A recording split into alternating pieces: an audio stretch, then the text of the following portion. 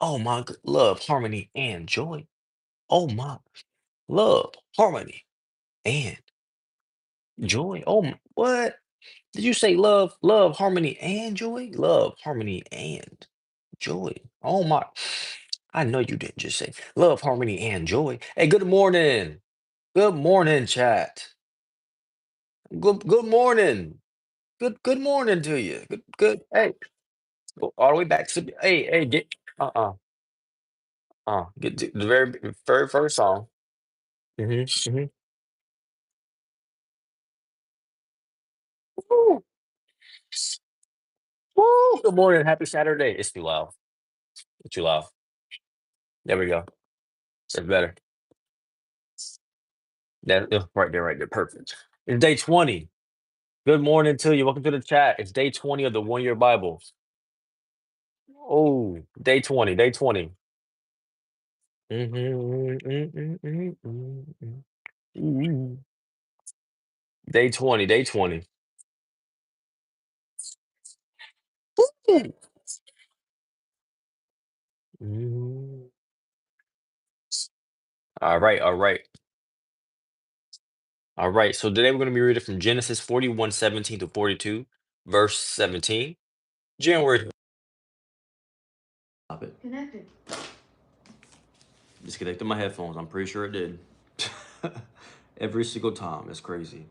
Listen, speaker, I'm gonna need you to go ahead and go ahead and finish that battery out. I'm tired of you doing that. I'm not gonna lie. That's why I stopped charging you. But back to what I was saying. We're reading from Genesis 41:17 to 42, verse 17. Um, I'm assuming that means we're starting at verse 17. This is January 20th reading, but we're 2 days early, right? And we'll be finishing on December 29th because we'll be finishing 2 days early at the end of the year. But let's go ahead and get into our today's reading, right? So, so Pharaoh told Joseph his dream. In my dream, he said, I was standing on the bank of the Nile River, and I saw seven fat, healthy cows come up out of the river and begin grazing in the marsh grass. When I saw seven sick-looking cows, scrawny and thin, come up after them, I never seen such sorry-looking animals in the land of in all the land of Egypt. These thin, scrawny cows ate the seven fat cows, but afterward, you wouldn't have known you wouldn't have known it, for they were still as skinny, as thin and scrawny as before. Then I woke up. In my dream, I also saw seven heads of grain, full and beautiful, growing on a single stalk. Then seven more heads of grain appeared, but these were blighted, shriveled, and withered by the east wind. And the shriveled heads swallowed the seven healthy heads. Hey, what's up, Sahid? What's up with you? Good morning. Swallowed the seven healthy heads. I told these dreams to the magicians, but no one could tell me what they mean. Joseph responded, both of Pharaoh's dreams mean the same thing. God is telling God is telling Pharaoh in advance what he's about to do. The seven healthy cows and the seven healthy grains of grain both represent 7 years of prosperity. The seven thin, scrawny cows that came up later and seven thin heads of grain withered by the east wind represent 7 years of famine. This will happen just as I have described it, for God has revealed to Pharaoh in advance what he is about to do. The next 7 years will be a period of great prosperity throughout the land of Egypt, but afterward, there will be 7 years of famine so great that all the prosperity will be forgotten in Egypt. Famine will be destroyed. Famine will destroy the land. This famine will be so severe that even the memory of the good years will be erased. As for having two similar dreams, it means that these events have been decreed by God and he will soon make them happen. Therefore, Pharaoh should find an intelligent and wise man to put him in charge of the entire land of Egypt. Then Pharaoh should appoint supervisors over the land and let them collect 1/5 of all the crops during the 7 good years. Have them gather all the food produced in the good years that are just ahead and bring it to the Pharaoh's storehouse. Store it away and guard it, so there will be food in the cities. That way there will be enough to eat when the 7 years of famine come to the land of Egypt. Otherwise, this famine will destroy the land. It was something to eat. Let me get back to where I was. Otherwise, the 7 years of famine will destroy the land.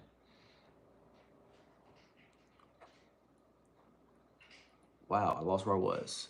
Then the Pharaoh pointed up. Okay. Then Pharaoh should appoint advisors of the land and let them collect 1/5. Okay, 7 good years. Have good faith. Have them gather all the food and produce it over 7 years and bring it to the Pharaoh's storehouse and store it away and guard it so there will be food in the cities. That way there will be enough to eat for 7 years of famine to destroy. Okay, got you. Otherwise, this famine will destroy the land. Joseph's suggestions were well received by the Pharaoh and his officials. So Pharaoh asked his officials, "Can we find anyone else like this man, so obviously filled with the Spirit of God?"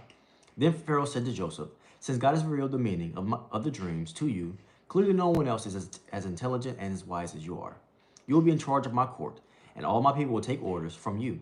Only I, sitting on my throne, will have a rank higher than yours." Pharaoh said to Joseph, "I hereby put you in charge of the entire land of Egypt." Then Pharaoh removed his signet ring from his hand and placed it on Joseph's finger. He dressed him in fine linen clothing and hung a gold chain around his neck. Then he had Joseph ride in a chariot reserved for his second in command. And whenever Joseph went, the command was shouted, "Kneel down." So Pharaoh put Joseph in charge of all of Egypt. And Pharaoh said to him, "I am Pharaoh, but no one will lift a hand or foot in the entire land of Egypt without your approval." Then Pharaoh gave Joseph a new Egyptian name, Zaphenath-Paneah. He also gave him a wife, whose name was Asenath. She was the daughter of Potiphar, the priest of On. So Joseph took charge of the entire land of Egypt. He was 30 years old when he began serving in the court of Pharaoh, the king of Egypt. And when Joseph left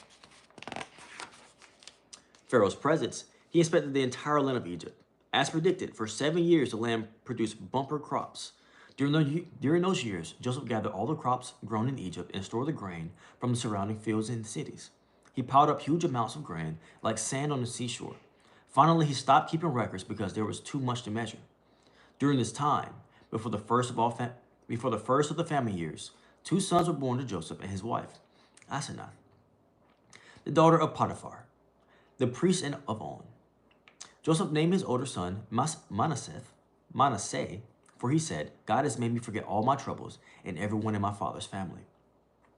Joseph named his second son Ephraim, for he said, "God has made me fruitful in this land of my grief."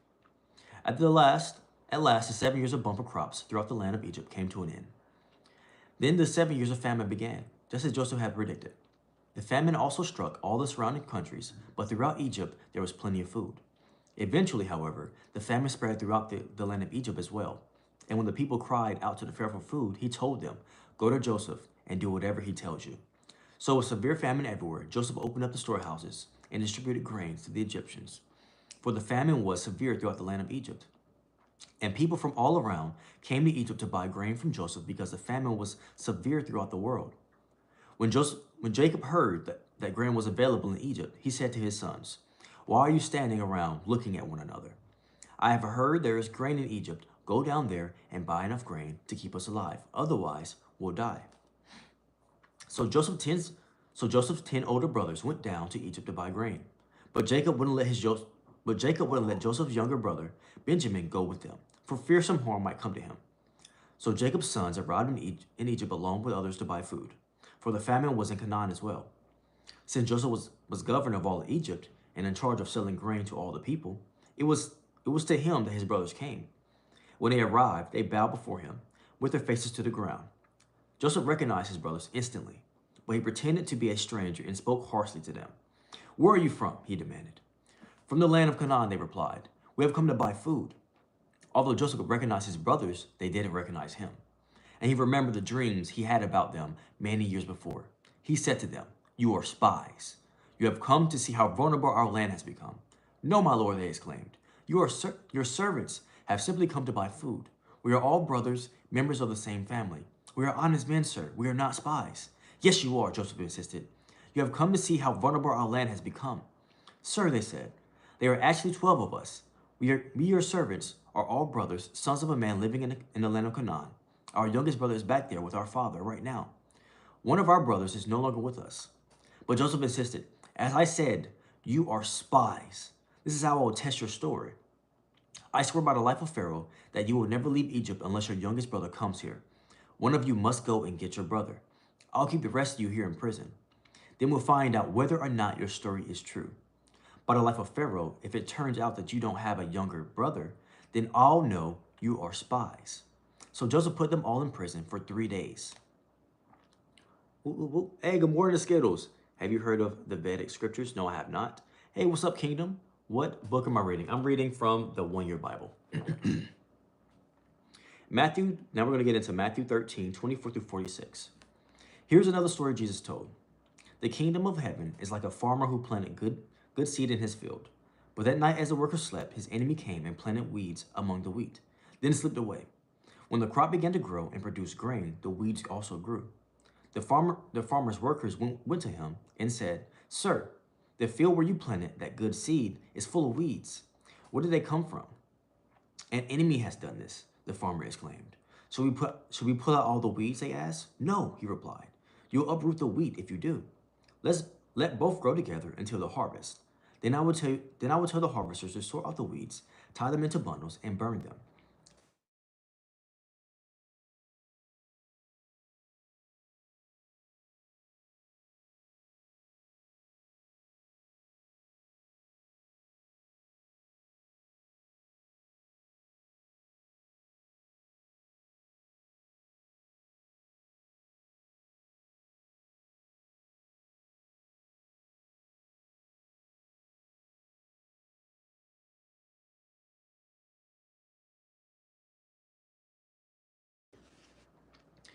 The largest of the garden. Okay, it is the smallest of all seeds, but it becomes the largest of the garden plants. It grows into a tree, and birds come and make nests in its branches. Jesus also uses this illustration. The kingdom of heaven is like the yeast a woman used in making bread. Even though she put only a little yeast in 3 measures of flour, it permeated every part of the dough. Jesus also used stories and illustrations like these when speaking to crowds. In fact, he never spoke to them without using such parables. This fulfilled what God has spoken through the prophet. "I will speak to you in parables. I will explain things hidden since the creation of the world." Then, leaving the crowds outside, Jesus went into the house. His disciples said, "Please explain to us the story of the weeds in the field." Jesus replied, "The Son of Man is the farmer who plants the good seed. The field is the world, and the good seed represents the people of the kingdom. The weeds are the people who belong to the evil one. The enemy who planted the weeds among the wheat is the devil. The harvest is the end of the world, and the harvesters are the angels. Just as the weeds are sorted out and burned in the fire, so will be at the end of the world. The Son of Man will send his angels, and they will remove from his kingdom everything that causes sin and all who do evil. And the angels will throw them into the fiery furnace, where they will be weeping and gnashing of teeth. Then the righteous will shine like the sun in the Father's kingdom. Anyone with ears to hear should listen and understand. The kingdom of heaven is like a treasure that a man discovered. It's like a treasure that a man discovered hidden in a field.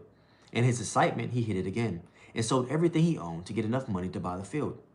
Again, the kingdom of heaven is like a merchant on the lookout for choice pearls. When he discovered a pearl of great value, he sold everything he owned and bought it. And now Psalms 18, 1 through 15. I love you, Lord. You are my strength. The Lord is my rock, my fortress, and my savior. My God is my rock, in whom I find protection. He is my shield, the power that saves me, and my place of safety. I call on the Lord, who is worthy of praise, and he saved me from my enemies. The ropes of death entangled me. Floods of destruction swept over me. The grave wrapped its ropes around me. Death laid a trap in my path. But in my distress, I cried out to the Lord. Yes, I prayed to my God for help. He heard me from his sanctuary. My cry to him reached his ears. Then the earth quaked and trembled. The foundations of the mountain shook. They quaked because of his anger. Smoke poured from his nostrils. Fierce flames leaped from his mouth. Glowing coals blazed forth from him. He opened the heavens and came down. Dark storm clouds were beneath his feet. Mounted on a mighty angelic being, he flew, soaring on the wings of the wind. He shrouded himself in darkness, veiling his approach with dark rain clouds. Thick clouds shielded the brightness around him, and rained down hail and burning coals. The Lord thundered from heaven. The voice of the Most High resounded amid the hail and burning coals.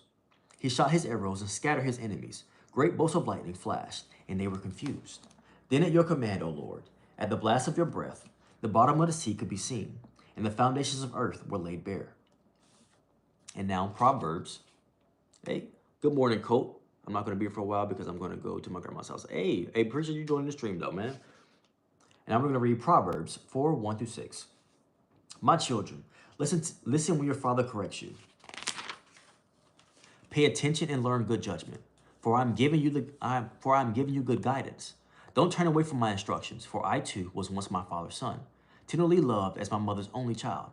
My father taught me, take my words to heart, follow my commands, and you will live. Get wisdom, develop good judgment, and don't forget my words or turn away from them. Don't turn your back on wisdom, for she will protect you. Love her, and she will guard you. And now, at the very end of our word, they always give us a little text to read. And this text is called A Pearl to Die For. Jesus' stories are rich in wisdom and hidden many meanings. Today we read the parable of a man who found a pearl so valuable he sold everything to own it. It's a simple message. Christ and his kingdom are worth any sacrifice, but it's much harder to put into practice. Why do we prize what we are clutching so tightly that we cannot gain what God has for us? After all, Christ cared for us so much that he gave everything, even his own life, to redeem us. What will you give up for to have him? Let's read that again. A pearl to die for. Jesus' stories are rich in wisdom and hidden meanings.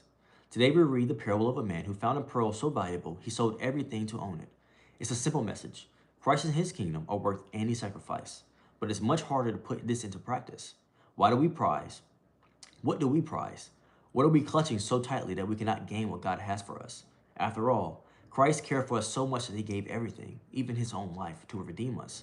What will we give up to have him? Ooh, oh man, what a word today. What a word today. What a world today. So, what our word today has given us, right, is,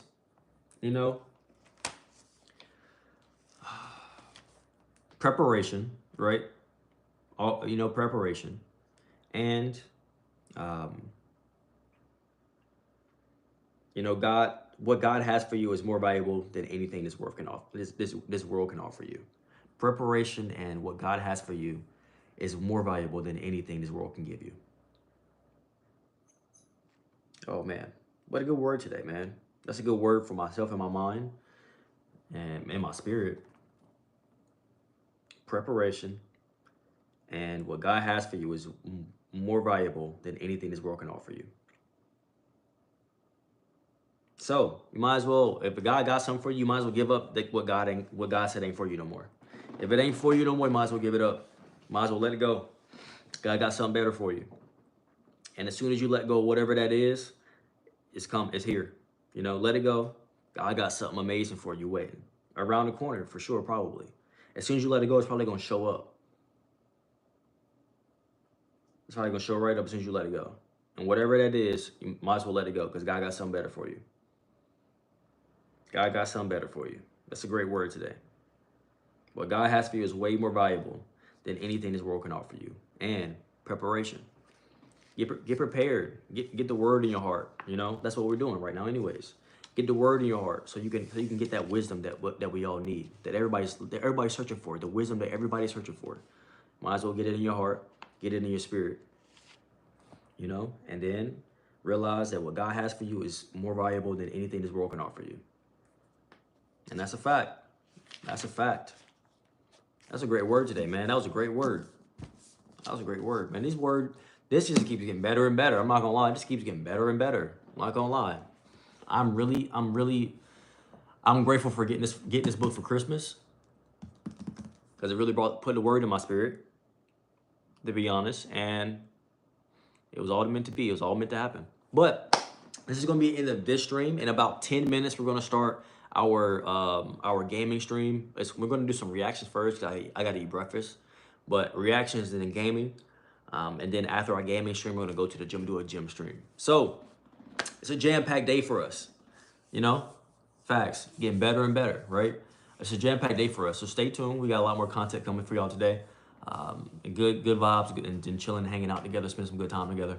And this is the end of this stream, but in about 10 minutes, we're gonna start our next stream. We'll start our next stream in probably like 5 minutes. I gotta get everything set up. But hey, it's time for the outro, baby. We all got that limitless core, baby. I appreciate you. I might even love you, but I'm for sure glad you woke up today. And thank you for your time. Thank you for your presence in my chat. Thank you for your presence in the community. And I'm gonna see y'all in about 5 to 10 minutes. Peace.